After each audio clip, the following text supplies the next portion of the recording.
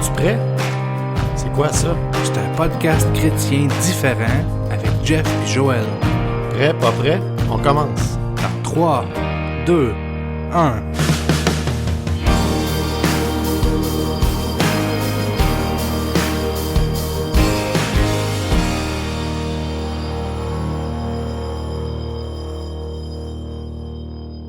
Salut tout le monde, bienvenue dans cette première édition du podcast Es-tu prêt pour l'année 2021?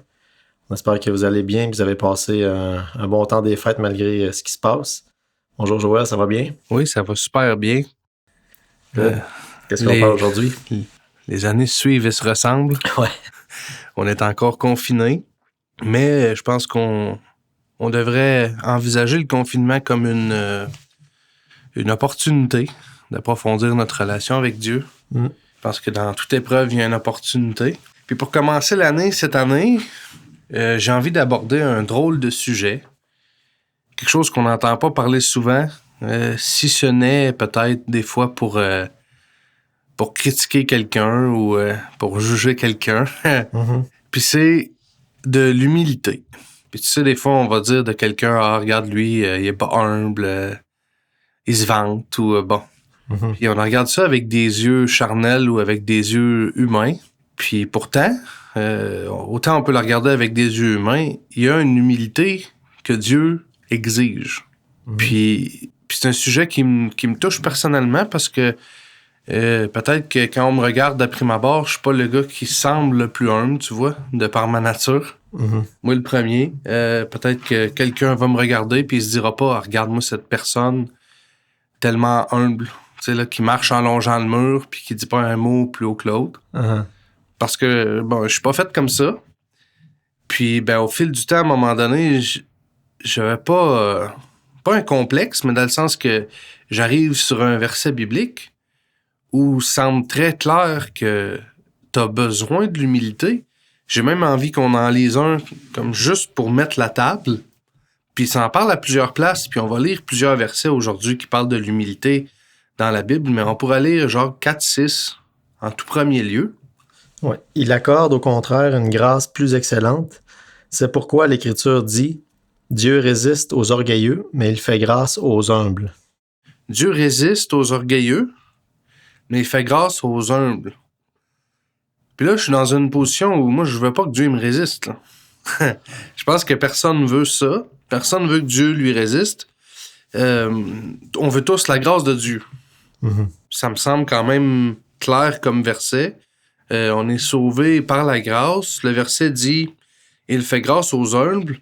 Donc, c'est sûr que là, moi, je veux savoir c'est quoi l'humilité que Dieu exige. C'est celle-là qui m'importe. Tu comprends? Au-delà de ce que le deuxième voisin pense. Ouais, des conceptions humaines. Je dis pas que c'est pas important ce que le deuxième voisin pense, mais ça passe deuxième. Ce qui m'intéresse vraiment, c'est à la lumière de la parole de Dieu, de comprendre c'est quoi l'humilité que Dieu exige. Parce que la parole dit que Dieu résiste aux orgueilleux, mais qu'il fait grâce aux humbles. Donc, ce que j'ai commencé à faire dans ma vie, c'est que j'ai commencé à lire ma Bible naturellement, puis à faire des recherches, mais j'ai aussi commencé à prier pour que Dieu me donne l'humilité. Seigneur, donne-moi l'humilité. Je sais pas si tu as déjà prié pour que Dieu te donne de l'humilité. Ben, c'est sûr qu'on veut tout être humble dans la vie, là, le plus possible, mais oui, c'est... Mais j'ai réalisé que cette prière-là, c'est une fausse prière. Dans le sens que nulle part dans la Bible, c'est écrit « Invoquez-moi et je vous donnerai l'humilité. » Tu vois, c'est l'inverse, à vrai dire. C'est approchez humblement, invoquez-moi. Ça veut dire que l'humilité est un prérequis. On peut lire un verset dans 2 Chroniques 7, au verset 14. Donc, c'est l'Éternel qui parle, qui dit « Si mon peuple sur qui est invoqué mon nom s'humilie, prie et cherche ma face, et s'il se détourne de ses mauvaises voies, je l'exaucerai des cieux, je lui pardonnerai son péché, et je guérirai son pays. » Tu vois, alors, je me suis trouvé dans une situation où moi, je priais, pour que Dieu m'exauce puis qu'il me donne de l'humilité, alors que la Bible dit, si tu t'humilies, quand tu vas prier, je vais t'exaucer. Mhm. Tu vois, c'est un prérequis. Ouais. Si mon peuple s'humilie, prie, cherche ma face, je vais l'exaucer. Donc, tout au travers de la Bible, on découvre, au travers de différents versets bibliques, comme 1 Pierre 5, je ne sais pas si tu l'approches, 1 Pierre 5 au verset 5 et 6. De même, vous qui êtes jeunes, soyez soumis aux anciens. Et tous, dans vos rapports mutuels, revêtez-vous d'humilité. Car Dieu résiste aux orgueilleux, mais il fait grâce aux humbles. Humiliez-vous donc sous la puissante main de Dieu, afin qu'il vous élève au temps convenable. Humiliez-vous donc. Tu vois, j'ai réalisé que prier pour que Dieu me donne l'humilité, c'était pas une prière juste devant Dieu, parce que nulle part dans toute la parole, il m'est dit de prier pour que Dieu me donne l'humilité, mais plutôt de m'humilier par choix, Ouais, c'est ça. par mon libre arbitre. Tu vois, on est encore au pouvoir de décision. Ouais. Plus ça change, plus c'est pareil. On est Ça encore vient au à ça. pouvoir de décision où je dois premièrement m'humilier afin que Dieu me fasse grâce, afin qu'il m'élève au temps convenable, afin qu'il m'exauce. Donc, partout au fil de la Bible, on voit que quand il est parlé d'humilité, il nous est demandé à nous de s'humilier pour obtenir quelque chose. La grâce de Dieu, la réponse à nos prières, ou que Dieu nous élève. Ouais. Chaque fois que ça en est parlé, c'est comme un prérequis pour obtenir l'exaucement de nos prières ou pour obtenir une faveur ou une bénédiction de Dieu. J'en suis venu à une conclusion, qui est celle-ci. Dieu peut nous humilier, il peut avoir à le faire. Tu sais. Si on s'éloigne, si on marche tout croche, si on refuse d'obéir, puis qu'on est un véritable enfant de Dieu, Dieu châtie ceux qui l'aiment, la Bible nous dit, il nous redresse. Donc Dieu peut t'humilier, mais il peut pas te donner l'humilité. Je recommence. Dieu peut t'humilier, mais il peut pas te donner l'humilité. Mhm. Parce que c'est une décision que tu dois prendre de t'humilier toi-même devant Dieu. Mhm. Bon, jusque-là, c'est pas si pire. Mais je fais comment? C'est Ouais. quoi l'humilité que Dieu exige? Je le sais pas plus. Mhm. Je veux m'humilier devant Dieu. Tu sais, c'est vrai que je veux m'humilier devant Dieu, mais de quelle façon? Comment Dieu juge Joël? Comment Dieu juge Jeff? Puis dit, voici Jeff, mon serviteur humble, ou pas? Parce que les choses spirituelles sont toujours éloignées des choses naturelles. Mhm. C'est jamais ce qu'on pense. On dit souvent, l'homme juge ce qu'il voit, Dieu juge le cœur. C'est un peu la même chose quand on parle de l'humilité.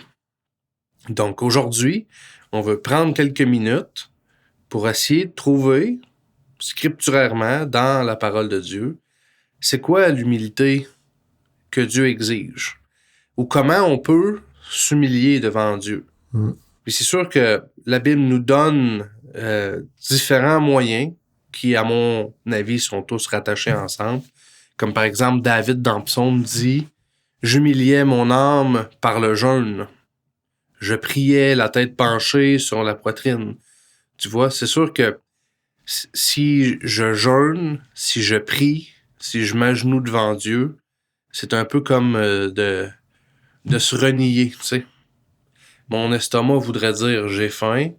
Moi, je dis à mon estomac « tu te soumets au jeûne, tu te soumets à la prière. Mes yeux sont fatigués, ils veulent dormir, je m'humilie devant Dieu. Mhm. Je soumets mon corps à Dieu. » Tu vois, c'est un moyen de s'humilier. Mais ça peut aussi devenir un œuf morte, tu vois. Ouais. Parce que je peux jeûner comme les pharisiens qui jeûnaient au vu de tous pour que les gens disent « Oh, les pharisiens, ils jeûnent », tu vois. Puis Ouais. les pharisiens, c'est ces hommes si humbles. Puis c'est en regardant ce que les pharisiens faisaient ce que Jésus a dit aux pharisiens parce qu'il les a réprimandés. Entre autres dans Luc 11, 12, dans ce coin-là, qui disait malheur à vous, pharisiens, donc ça dure vraiment plusieurs versets. Malheur à vous, spécialistes de la loi. Donc, il parlait aux gens qui étaient les conducteurs du peuple, qui connaissaient toute la Bible, qui jeûnaient aux yeux de tous, qui priaient aux yeux de tous, qui respectaient toute la loi. Oh, ces pharisiens humbles, qui jeûnaient, mais comme une œuvre morte, qui jeûnaient pour que les gens les voient. Non, pour bien paraître. Exact, pour que les gens les en estiment parce qu'ils jeûnaient. La Bible réprimande ça. Donc, donc c'est là qu'on arrive à une étape où on veut comparer ce que la Bible appelle la piété ou l'apparence de la piété puis l'humilité. Parce que souvent, comme être humain, on confond un peu les deux. C'est-à-dire que si on voit quelqu'un qui marche tranquillement, la tête un peu vers le sol, puis qui est doux dans tous ses propos, puis je dis pas que c'est mal en passant. C'est pas mal de marcher sur le bord du mur ou de regarder un peu au sol, ou d'être gêné, ou d'avoir de la piété, ou d'être réservé, effacé. Il n'y a rien de mal dans tout ça. Mais ça, c'est ce que nous, on qualifie souvent d'humilité. C'est l'étiquette facile qu'on a collée sur cette façon d'être. Pourtant, la Bible dit, ayant l'apparence de la piété, mais reniant ce qui en fait la force. Éloignez-vous de ces hommes-là. C'est-à-dire, on parle de gens que tout le monde dirait, oh, c'est des gens qui sont humbles, vraiment, quand on les voit. Mais il semble qu'il leur manque un ingrédient, c'est-à-dire reniant ce qui en fait la force. Donc, puis ce qui fait la force de notre croyance, c'est la parole de Dieu. C'est ça, la puissance qu'on a. C'est la parole de Dieu qui est puissante. Joël Galland, il est pas puissant du tout. JF, il est pas puissant non plus. C'est vraiment la parole de Dieu qui est puissante.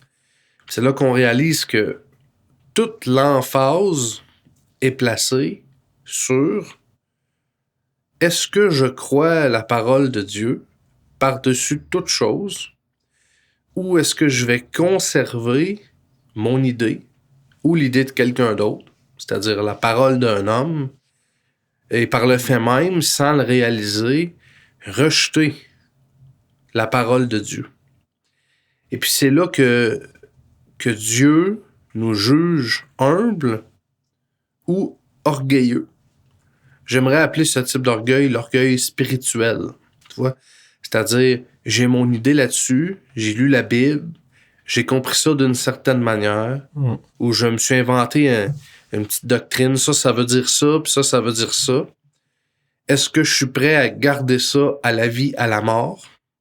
Ou je suis prêt à l'abandonner si la Bible dit autre chose? Là, on trouve vraiment, quand on écoute Paul parler, qu'on écoute tous ceux-là parler, même ceux qu'on a déjà lus. Tu sais, on a lu des versets un peu sortis de leur contexte, où souvent le contexte parlait justement des idées d'hommes, des faux enseignants qui allaient s'élever puis nous apporter des idées qui sont contraires à la parole de Dieu. C'était souvent ça, la mise en scène pour le verset où il disait « Dieu résiste aux orgueilleux », ceux qui gardent leur idée puis qui enseignent autre chose que la parole de Dieu. Mais il fait grâce aux hommes de cœur, il leur en donne plus. Il exauce leurs prières. Il les élève au temps convenable. Tu vois, dans Romains, au chapitre 3, au verset 4, c'est écrit « Au contraire, que Dieu soit reconnu pour vrai et tout homme pour menteur, selon qu'il est écrit, afin que tu sois trouvé juste dans tes paroles et que tu triomphes lorsqu'on te juge. » Donc, on réalise qu'ici, quand Paul parle aux Romains, il dit « C'est la parole de Dieu qui est reconnue pour vrai. » Puis n'importe qui dit d'autres choses que ça, on le reconnaît pour menteur. Ouais. Mais tu vois, comme être humain, on a toute notre idée. C'est pas juste l'idée que quelqu'un d'autre nous appelle pour nous dire, ou que quelqu'un qui est un pasteur d'une église nous raconte derrière la chair. C'est pas juste celles-là qui sont importantes de vérifier à la lumière de la parole de Dieu, mais c'est encore plus celles qu'on se crée nous-mêmes. Dans notre propre consécration, en lisant notre Bible. Tu sais, je sais que beaucoup de gens se nourrissent spirituellement sur YouTube. Puis on peut trouver des bonnes choses sur YouTube. Je dis pas qu'on peut pas en trouver, mais c'est tellement important de prendre ce que tout le monde dit, de prendre ce que Joël puis Jeff ils disent d'ailleurs, puis de le ramener directement là dans la Bible, juste pour s'assurer que si c'est contraire à ce que la Bible dit, je dois avoir l'humilité de le jeter puis de prendre ce que la Bible dit. Mais tu sais, c'est quand même facile, Jeff. Si tu m'arrives avec une idée puis qu'elle n'est pas dans la Bible, c'est assez facile de l'acheter. Parce que c'est pas mon idée, c'est ton idée. C'est ça. Je peux m'en débarrasser quand même facilement. Mais c'est sûr que si c'est mon idée, puis je la cultive depuis longtemps, puis je suis sûr de mon affaire, c'est là où Dieu vient voir dans notre cœur quelle dose d'humilité on a. C'est-à-dire, est-ce que je suis prêt à laisser tomber mon idée, puis à faire passer la parole de Dieu au-dessus de tout ce que je pense? Puis d'une certaine manière, on en a parlé dans les épisodes passés, parce que je me rappelle qu'on a eu des épisodes qui parlaient de qui est Dieu, puis on a toute une conception de qui est Dieu. Mais ça prend une humilité pour abandonner notre idée qu'on se fait de Dieu, pour vraiment aller dans la parole de Dieu, pour voir qui est vraiment. Pas qui j'aimerais qu'il soit. Ouais, c'est ça. Mais qui est vraiment. Puis c'est là qu'on trouve que dans la parole de Dieu, on découvre que l'apparence de la piété puis de l'humilité, c'est deux choses complètement différentes. Puis quand Pierre est sorti de la chambre haute, au jour de la Pentecôte, puis qu'il s'est adressé à tout le monde, il y avait plus de 3000 personnes là, qui l'écoutaient, puis il parlait avec aplomb, puis il était sûr de son affaire, puis il était convaincant, puis il parlait fort, puis humainement, on pourrait dire, bon, il se prend pour qui, lui? Tu sais, là? Ça avait peut-être pas l'air humble pour un œil extérieur de voir l'attitude que Pierre avait. Il était très affirmatif, là. Repentez-vous, soyez baptisés. Il savait où ce qu'il s'en allait, tu comprends? Un œil extérieur aurait pu dire, il se prend pour qui? Il sait pas lire, il sait pas écrire. C'est pas un pharisien, c'est pas un sacrificateur, il est jamais à l'école.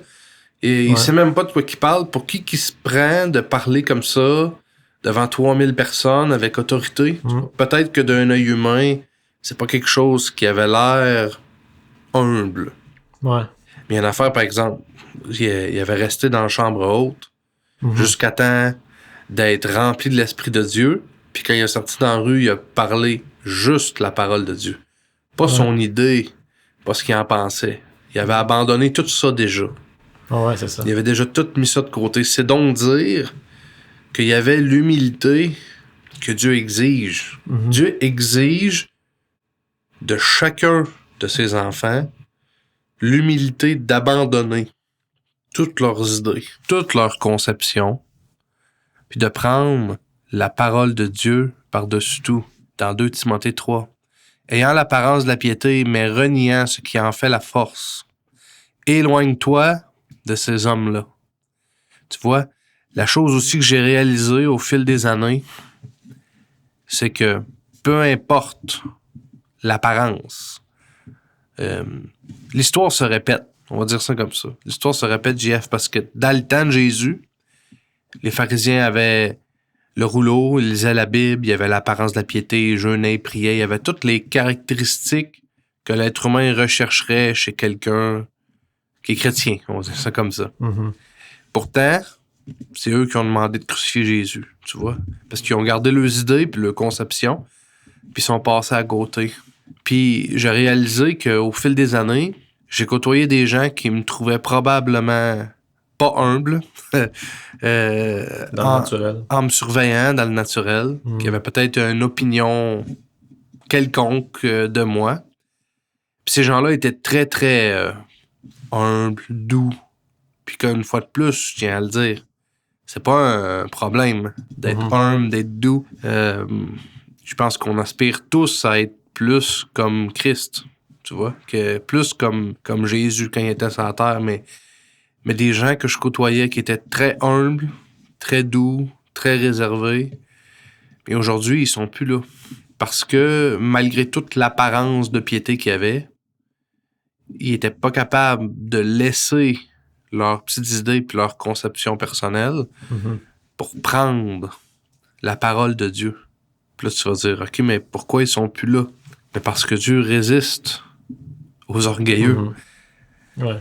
Mais la Bible le dit. C'est dur comme propos, mais c'est la vérité. Dieu résiste aux orgueilleux. Mais il fait grâce aux humbles de cœur. Puis la seule chose qui nous tient, JF, c'est la grâce. Ouais. On a besoin de la grâce de Dieu. Puis pour avoir la grâce de Dieu, Dieu fait grâce aux humbles de cœur. Tu vois, donc par choix, Joël doit décider de s'humilier devant Dieu, de prier, de jeûner, de s'abandonner, de se renier lui-même. C'est-à-dire, parce que si je renie mon idée, c'est un peu comme si je me renie moi-même. Tu sais, Dans le sens, ouais. je choisis la parole de Dieu. Je choisis ce que Dieu dit par choix. À partir de ce moment-là, la bénédiction arrive, c'est-à-dire, si mon peuple m'invoque, je l'exaucerai, je le guérirai, je l'élèverai au moment convenu, je fais grâce aux hommes de cœur. Tu vois, les promesses de la Bible s'ouvrent à celui qui s'humilie. L'humilité que Dieu exige. C'est un peu de vouloir faire la volonté de Dieu. Exact. Au lieu de la tienne.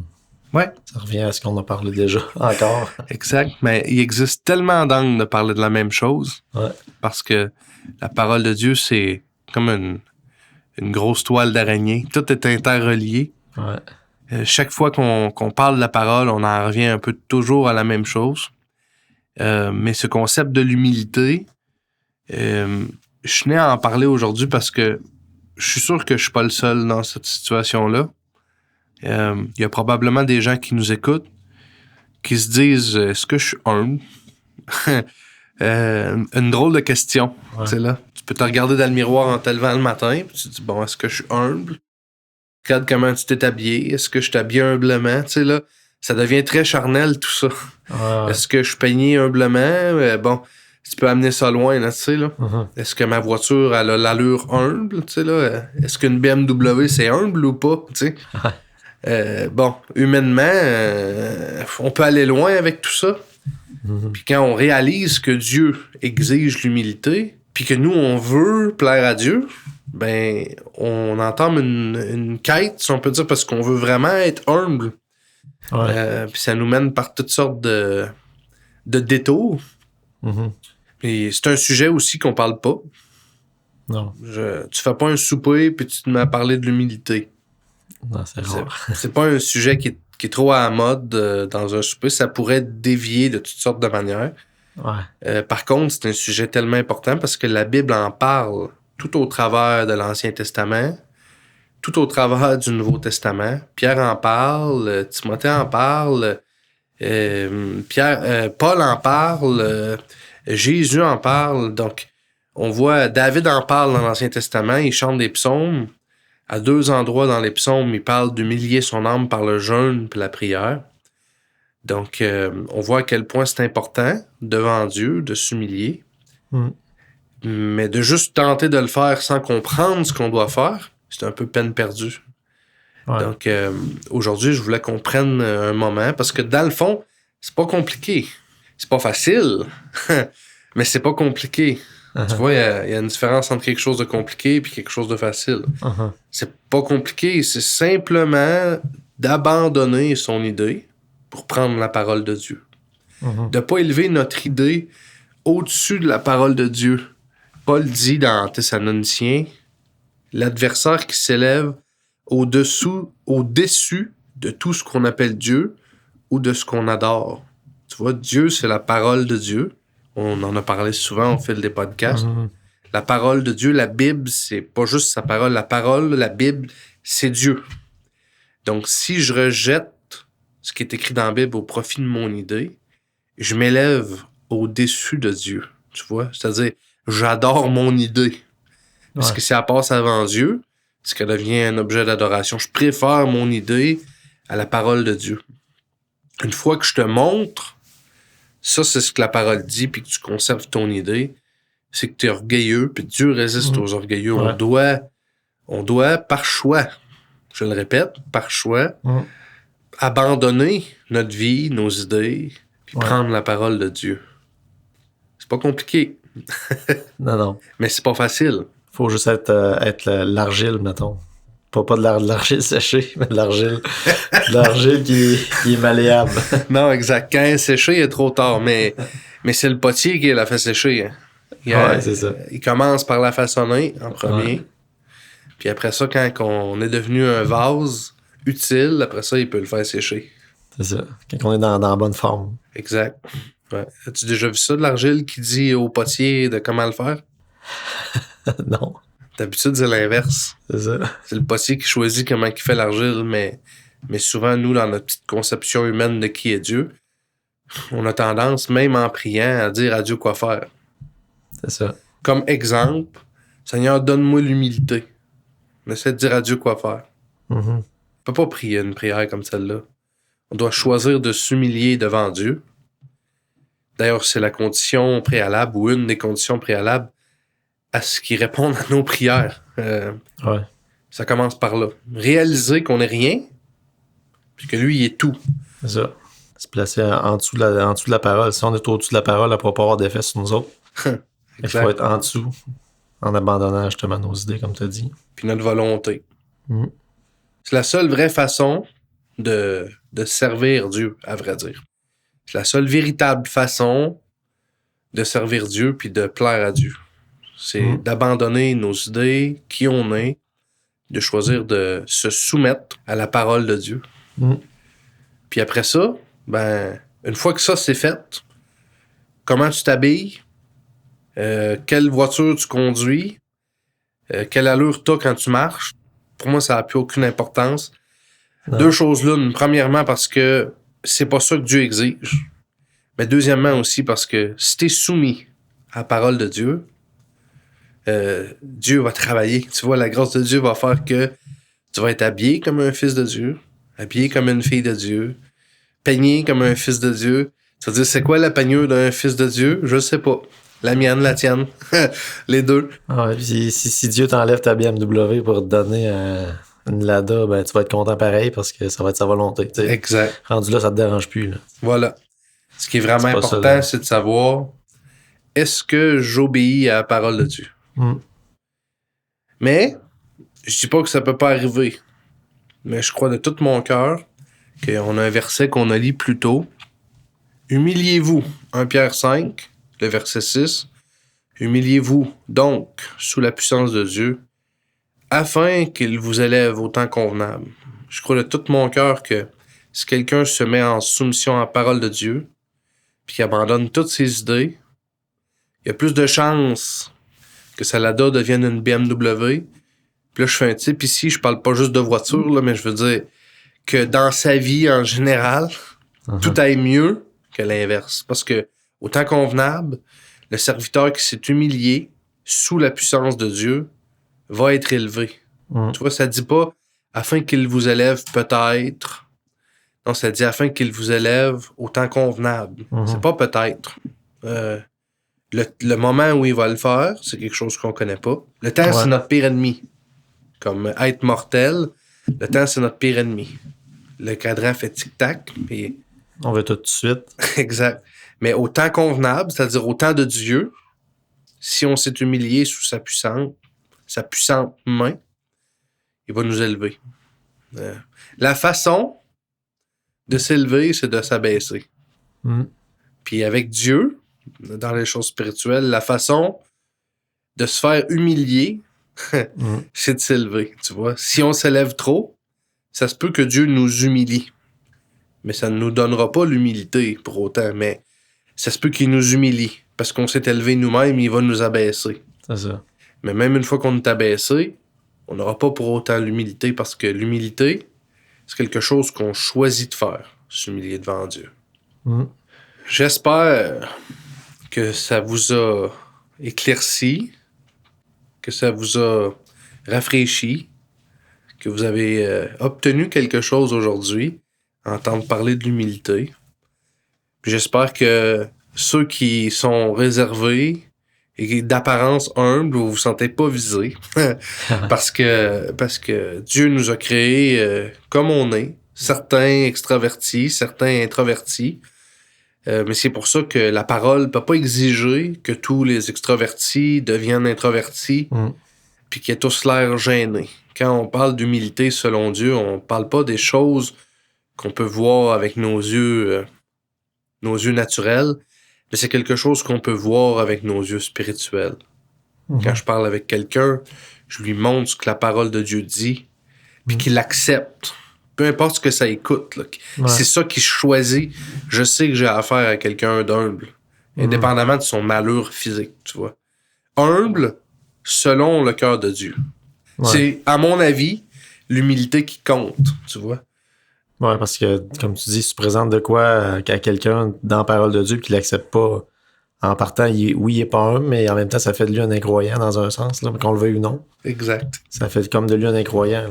Ouais, ben parce qu'il choisit d'élever sa propre idée au-dessus de la parole de Dieu. Fait que c'est pas long de devenir un incroyant, là, tu sais. C'est pas long. Tu peux tomber croyant assez vite, là, tu sais. Ouais, à partir du moment où tu rejettes ce que Dieu dit, c'est ça. Tu crois plus. Le dernier chapitre de la Bible en entier.